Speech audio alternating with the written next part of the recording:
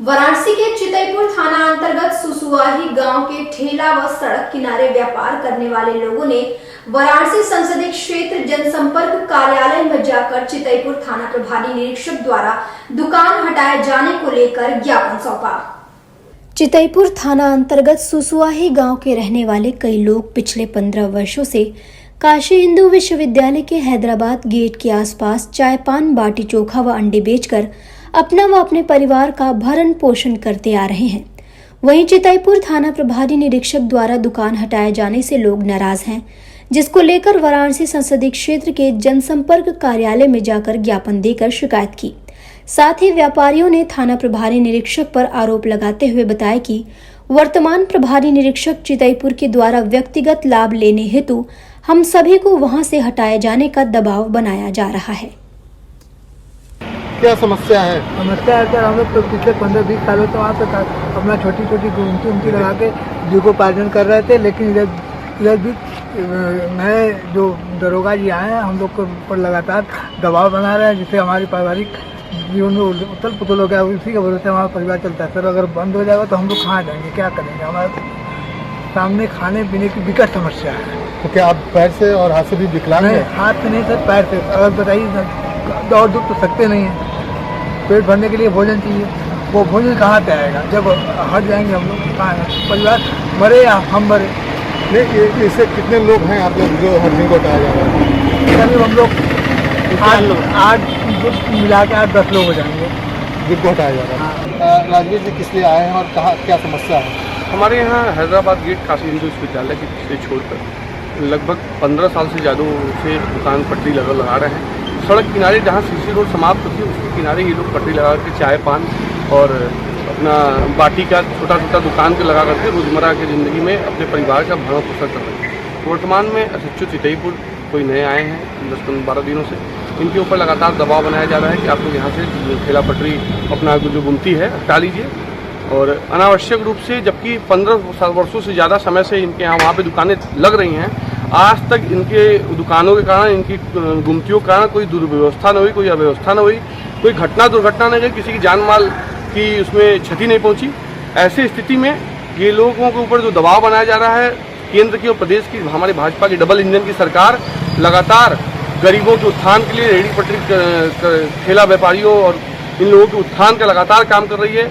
इनके हमेशा इनको कैसे अगली पंक्ति में लाया जाए इस पर काम कर रही है। ऐसी स्थिति में इनके जो दबाव बनाया जा रहा है ठेला हटाने के लिए, अपना गुमटी हटाने के लिए, इससे ये भुखमरी के कगार पे आ जाएंगे। और ये विकलांग है, तो पूरी तरीके से विकलांग है। ये अपने परिवार का, इन्हीं के जीविकापार्जन इन्हीं के कंधों पर है। इन लोगों की जीविकापार्जन न रुके, इसलिए आज हम लोग माननीय प्रधानमंत्री जी के संसदीय कार्यालय में, क्योंकि हम लोग काशी के वासी हैं, काशी के नागरिक हैं, इनके कार्यालय में एक प्रार्थना पत्र दिए हैं कि इनको हटाया जाए, इनको न्याय मिले।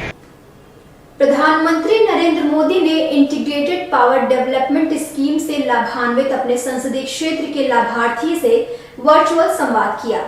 पीएम से संवाद के लिए वाराणसी के आयुक्त सभागार में 5 लाभार्थी उपस्थित रहे। दावा है कि इंटीग्रेटेड पावर डेवलपमेंट स्कीम से लोगों को लटकते तारों के जंजाल से मुक्ति मिली है। वाराणसी की प्रमिला से हर हर महादेव के उद्घोष के बाद पीएम ने अपनी बातचीत शुरू की। उन्होंने बताया कि पहले की अपेक्षा बेहतर बिजली मिल रही है। अंडरग्राउंड बिजली होने से करंट से हादसे की संभावना भी कम हो गई है।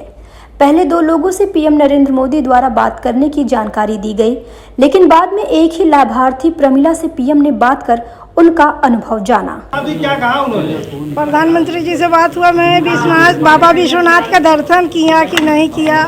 उसने मैंने बोला मैंने कल दर्शन करूंगा, उनके लिए दुआ कामना मांगूंगा। और बिजली के लिए पूछे हैं। बिजली हम लोग का द्वार पर एक खंभा था जिसमें बहुत ज़्यादा तार फैला हुआ था, जिससे हम लोग का खतरा बना रहता था। अब वो अंडरग्राउंड हो गया है, इसलिए हम लोग का बिजली के खतरा खत्म सुधार हुआ है। वो प्रधानमंत्री के आने के बाद तो किस तरह सुधार देख रही है? कितना बढ़िया बिजली मिल रहा है? पहले से बहुत बेहतर बिजली मिल रहा है। अब बिजली के सारी समस्या खत्म हो गई है। अब 24 घंटा ही बिजली रहती है। 24 घंटा। अच्छा ये बताइए कि प्रधानमंत्री ने कहा कि मेरे नाम से भी भगवान को जब कल जाएंगे मंत्री जी को लिए बहुत बहुत धन्यवाद बोलेंगे और बहुत अच्छा मानेंगे। क्या मांगेंगे? बाबा से क्या मांगेंगे? बाबा से मानेंगे कि मेरा प्रधानमंत्री सदियों सदियों रहे हैं। हम लोग हमेशा उनका हमेशा आभारी रहे हैं। योजनाओं का शिलान्यास और शुभारंभ किया है, उसके लिए आज आदरणीय नरेंद्र मोदी जी का हम सब यहाँ काशी के उनके ही प्रिय संसदीय क्षेत्र बाबा भोलेनाथ की नगरी से अभिनंदन प्रदान करते हैं। और ऐसे यशस्वी विश्वप्रिय नेता का जो आज अमृत महोत्सव वर्ष में 2047 में दुनिया का सबसे बड़ा पावर सेक्टर भारत बने, उसकी कल्पना, उसका रेखाचित्र, उसके लिए तैयारियां और वह सभी भारतवासियों के हित की सोचते हुए जो कदम उठा रहे हैं, वह ऊर्जा क्षेत्र में भारत सहित दुनिया में भारत को बहुत आगे ले जाएगा। एक बार पुनः आदरणीय प्रधानमंत्री जी का इतने बड़े अभियान, बड़े प्रयास के लिए अभिनंदन और स्वागत। वाराणसी फिल्मों की शूटिंग के लिए प्रमुख स्थान रहा है। वहीं आए दिन यहाँ क्षेत्रीय भाषा से लेकर बॉलीवुड की फिल्मों की शूटिंग देखने को मिलती है। इसी कड़ी में अपनी नई फिल्म की शूटिंग के लिए बॉलीवुड अभिनेता मिथुन चक्रवर्ती 80 घाट पहुंचे। इस दौरान घाट पर अभिनेता मिथुन चक्रवर्ती को देखने के लिए फैंस की अच्छी खासी भीड़ देखने को मिली। काशी में इन दिनों फिल्मों की शूटिंग देखने को मिल रही है। वहीं 80 घाट पर सुपरस्टार और बंगाल के वरिष्ठ भाजपा नेता मिथुन चक्रवर्ती अपनी नई फिल्म प्रजापति के शॉर्ट फिल्माने के लिए पहुंचे। इस दौरान घाट पर उन्हें देखने के लिए उनके फैंस की भीड़ इकट्ठा हो गई। वहीं वहां मौजूद लोगों ने उनका हर हर महादेव के जयघोष से स्वागत किया। साथ ही मिथुन चक्रवर्ती ने बनारसी कपड़ा पहनकर गंगा में डुबकी भी लगाई। इस दौरान घाट पर मिथुन चक्रवर्ती को गर्मी से परेशान होता हुआ देखा गया। बलिया के बैरिया थाना अंतर्गत आने वाले नीला छपरा गांव से 12 घंटे पहले चोरी हुई ट्रैक्टर व ट्रॉली का पुलिस ने सफल अनावरण करते हुए 2 अभियुक्तों को गिरफ्तार कर लिया है। इसके साथ ही पुलिस ने चोरी के लाखों रुपए का मुद्दामाल भी जब्त किया है। बलिया पुलिस अधीक्षक राजकरण नैयर के कुशल निर्देशन में बैरिया थाना प्रभारी निरीक्षक के द्वारा लीला छपरा गांव के रहने वाले सुशील कुमार गुप्ता के घर से चोरी हुई ट्रैक्टर व ट्रॉली को 12 घंटे के भीतर ही बरामद कर लिया गया। इसके साथ ही 2 अभियुक्त भी गिरफ्तार किए गए हैं। वहीं अभियुक्तों के कब्जे से 2 गाड़ी व चोरी की गई ट्रैक्टर व ट्रॉली भी बरामद किया गया। इस दौरान घटना में संलिप्त 2 अन्य अभियुक्त फरार हो गए। काशी हिंदू विश्वविद्यालय में आयोजित डीएनए एनालिसिस वर्कशॉप के अंतिम दिन आरएनए सीक्वेंसिंग पर काम करना सिखाया गया। वहीं रेडक्लिफ से आई साइंटिस्ट डॉक्टर उपासना बजाज ने बीएचयू के सिलेक्टेड 50 रिसर्चरों को ट्रांसक्रिप्टोमिक करना सिखाया। साथ ही डेटा इनपुट और आरएनए बेस्ड बीमारियों और वायरस को ट्रैक करने के बेहतर तरीकों के बारे में बताया गया। बीएचयू में आयोजित डीएनए एनालिसिस वर्कशॉप के अंतिम दिन कार्यक्रम में शिरकत करते हुए साइंटिस्ट डॉक्टर सुयश अग्रवाल ने कहा कि डीएनए रिसर्च के दौरान जब कोई आंकड़ा या रेफरेंस आपके पास ना हो तो आप डीनोवो सीक्वेंसिंग की मेथड को अपना सकते हैं। वहीं पहले सेशन में शिकागो यूनिवर्सिटी के मानव विकास वैज्ञानिक डॉक्टर मनसा राघव ने बताया कि मानव विकास प्रक्रिया में पूरे भारत में 3 मुख्य पड़ाव थे। जीन के अध्ययन से यह बात पता चली कि इस पड़ाव की शुरुआत 70,000 वर्ष पहले हुई। फिर 10,000 वर्ष पहले मानव ने कृषि कार्य को खोजा और विभिन्न पशुओं एवं पौधों को अपने उपयोग के लिए अनुकूलित किया और अंत में 5,000 वर्ष पहले तकनीकी रूप से विकसित हुआ। हम यहाँ पर बीएचयू में एक वर्कशॉप ट्रेनिंग के लिए आए थे। मैं उसी में ही एक टॉक दिया है मैंने, which is based on special transcriptomics कहते हैं उसको। स्पेशल ट्रांसक्रिप्टोमिक्स एक्चुअली एक तरह से बोल सकते हैं कि सेल्स का जीपीएस सिस्टम होता है जैसे, तो वैसे ही हम आरएनए और प्रोटीन को जब टिश्यू के अंदर ही वो प्रेजेंट है उसको वहीं के वहीं डिटेक्ट कर सकते हैं, उसको देख सकते हैं। उस तरह की नई टेक्नोलॉजी और आधुनिक टेक्नोलॉजी के बारे में हमने यहाँ सब स्टूडेंट से बात की है और उनको इस बारे में बताया है। एंड बहुत ही अच्छा हमारा एक्सपीरियंस रहा यहाँ पर। बच्चे बहुत ही इंटरैक्टिव थे, उन्होंने हमसे काफ़ी सवाल पूछे। पूरा सेशन 3 दिन का बहुत ही लर्निंग वाला रहा और बहुत ही अच्छा लगा। इस 3 दिन के सेशन में सबसे खास क्या है जो नई चीज़ें आई हैं? नई चीज़ें ये आई हैं कि जो भी नई टेक्नोलॉजीज़ आ रही हैं जिनके बारे में आई थिंक बहुत सारे लोगों को अभी नॉलेज नहीं है, उनके बारे में उनको हमने अज्ञात कराया। बेसिकली उनको बताया है इस बारे में कि ये है टेक्नोलॉजी, इसको पढ़िए, इसको कैसे आप अपने रिसर्च में आगे यूज़ कर सकते हैं। और अल्टीमेटली जो बड़ा गोल है ऑब्वियसली वो यही है कि कैसे हम अपने आने वाले डिजीज़ को और चलती हुई डिजीज़ को कैसे अच्छे तरीके से और डिटेक्ट कर सकते हैं और उनका इलाज कैसे और अच्छे से बनाया जा सकता है। तो हम उसमें एक कॉन्ट्रीब्यूशन देने के लिए यहाँ में होता है और इसको एक बहुत अच्छे लेवल पे हम डिजीज़ क्या क्या हो रही हैं उसको हम फाइंड आउट करने में यूज़ कर सकते हैं। खासकर भारत में आगे क्या प्लानिंग है आप लोगों की बड़े स्तर पे इसको लाने के लिए और लोगों तक इसको पहुंचाने? देखिए, बड़े स्तर पे अभी जीन पैनल्स बन रहे हैं, कैंसर पैनल्स बन रहे हैं, ठीक है, तो वो हम सब चीज़ें बना रहे हैं क्योंकि वेरिएंट जो है जो बाहर के लोग हैं या जो भी अवेलेबल है वो बाहर का रेफरेंस अवेलेबल है, इंडिया का रेफरेंस अभी अवेलेबल नहीं है, तो वो हम तैयार कर रहे हैं और उसके बेसिस पे जितने भी म्यूटेशंस होंगे वो हम बता पाएंगे कि हाँ ये इंडियन कंटेक्स्ट के हैं और एक अच्छी हम जो है इलाज लोगों को दे सकते हैं। वाराणसी के लंका स्थित एक होटल में सनातन रक्षक सेवा के द्वारा एक कार्यक्रम का आयोजन किया गया। इस दौरान सनातन रक्षक सेवा द्वारा जिला महानगर इकाई का गठन किया गया। लंका स्थित एक होटल में सनातन रक्षक सेवा के द्वारा आयोजित कार्यक्रम का शुभारंभ सनातन रक्षक सेवा युवा मोर्चा के प्रदेश अध्यक्ष चंद्र प्रकाश सिंह को माल्यार्पण करके किया गया। इस दौरान चंद्र प्रकाश सिंह ने बताया कि इस होटल में सनातन धर्म की रक्षा को लेकर बैठक आहूत की गई थी और आज सनातन धर्म पर कुठाराघात हो रहा है, जिसकी रक्षा के लिए सनातन धर्मावलंबियों को एक होना पड़ेगा, तभी सनातन धर्म की रक्षा हो पाएगी। कार्यक्रम के दौरान संगठन के द्वारा लोगों को प्रमाण पत्र दिया गया तथा लोगों को संगठन के प्रति एक जिम्मेदारी भी दी गई। वहीं कार्यक्रम के दौरान नवीन पांडे को जिलाध्यक्ष, सूरज गुप्ता को महानगर अध्यक्ष, कार्तिक भारद्वाज को जिला महासचिव, अजय अग्रहरी को महानगर महासचिव तथा सिद्धार्थ सिंह को महानगर उपाध्यक्ष बनाया गया। ये आज बनारस जिला इकाई और महानगर इकाई का गठन हुआ है। हमारे सनातन रक्षक सेना के सैनिक तैयार हुए हैं, तो उनका नियुक्ति पत्र देने का दिन था और छोटी बैठक की, आपस में लोग एक दूसरे को पहचान सके, जान सके और हमारे संगठन को किस दिशा में हमें आगे बढ़ाना है लोगों को हम बता सके, अपनी बातें रख सके।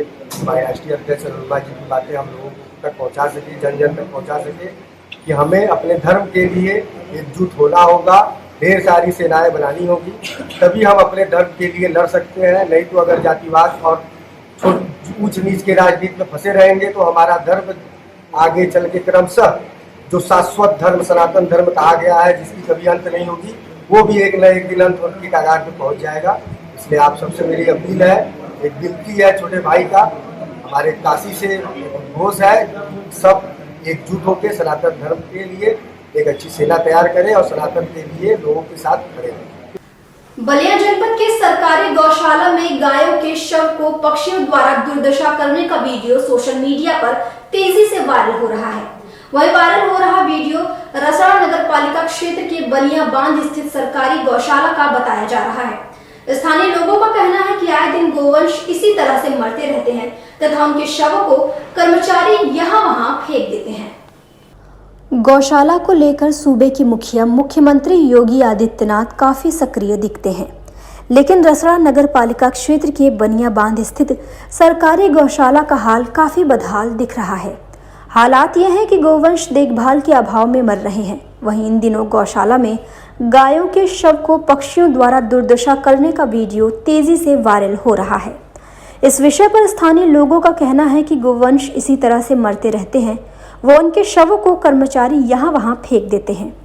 आरोप है कि पशुओं की देखरेख के लिए नियुक्त कर्मचारी गौशाला छोड़कर गायब रहते हैं और वह कभी कभी ही आते हैं। इसी क्रम में अधिशासी अधिकारी रसड़ा राजेंद्र प्रसाद ने बताया कि गोवंश की मृत्यु 11 से 12 बजे के बीच हुई थी। सूचना मिलने पर डॉक्टर को पोस्टमार्टम कर अंत्येष्टि के लिए निर्देशित किया गया है। कर्मचारियों की गैर मौजूदगी पर बताया कि उक्त प्रकरण पर औचक निरीक्षण कर आवश्यक कार्यवाही की जाएगी।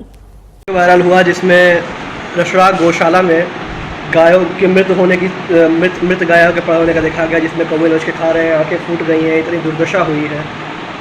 और वहाँ के लोगों का आरोप ये भी है कि वहाँ कर्मचारी रहते नहीं हैं और अगर इस तरह की पशुधन की मृत्यु भी हो जाती है तो उनको इधर उधर फेंक दिया जाता है, विधिवत उनकी अंत्येष्टि नहीं की जाती है। नहीं, मैं बताना चाहूँगा कि जहाँ तक जानवर मरने की बात है तो जानवर आज 11 और 12 के बीच में मरा है दिन में। और अगर पड़ा है तो निश्चित है कि जहाँ कौवे चील आएंगे, तो बहरहाल जब तक पोस्टमार्टम हो नहीं जाती तब तक हम उसको उठा नहीं सकते हैं। तो डॉक्टर को जब हम जैसे सूचना मिली, डॉक्टर को हमने बुलाया और डॉक्टर जा कर के उसका टैग नंबर वगैरह नोट किए हैं, पोस्टमार्टम हुआ है और इसके बाद उठ के चला गया वो एमआरएफ सेंटर पे, जहाँ उसको बाकायदे गड्ढा खोद करके गाड़ दिया गया। कर्मचारी वहाँ रहते नहीं है सर, इसके लिए हाँ, उसके लिए मैं बस अचानक औचक निरीक्षण 1-2 दिन में करता हूँ। अगर ऐसे पाए गए ना मिले वहाँ कर्मचारी तो निश्चित है कि उनके खिलाफ हम कार्रवाई सख्त से सख्त करेंगे। इसमें गाय मरी दिखे गई है, जिसको लेके आप लोग आज अधिकारियों से मिले भी, क्या कुछ बातचीत हुई और क्या कुछ पीछे रहा? ये गौशाला जो है कि मुख्यमंत्री जी का ड्रीम प्रोजेक्ट है, इसमें लापरवाही कोई भी करेगा तो बचेगा नहीं। हम लोग सूचना मिला हमारे कार्यकर्ताओं के माध्यम से, वहाँ पशु मरा है। उसके बाद सूचना मिलने पर हम लोग डायरेक्ट नगर पालिका आए और ईओ साहब से वार्तालाप हुआ और होने के बाद ईओ साहब हमसे स्पष्ट कहे कि भविष्य में ऐसी लापरवाही नहीं मिलेगा। देखा जा रहा है कि वहाँ पे जो गोवंशों के देखभाल करने के जो कर्मचारी नियुक्त किए गए हैं, लोग ये आरोप भी लगा रहे हैं कि वो रहते नहीं हैं। इसको लेकर क्या बातचीत थी क्या आप लोगों की? रहेंगे और रहेंगे। भविष्य में ऐसा नहीं हुआ तो हिंदी वाहिनी कोई ठोस कदम उठाएगी? बिल्कुल। क्या कुछ करेंगे आपको आगे? जो गलत करेगा वो जेल जाएगा। उसके लिए आप लोग आंदोलन करेंगे? बिल्कुल।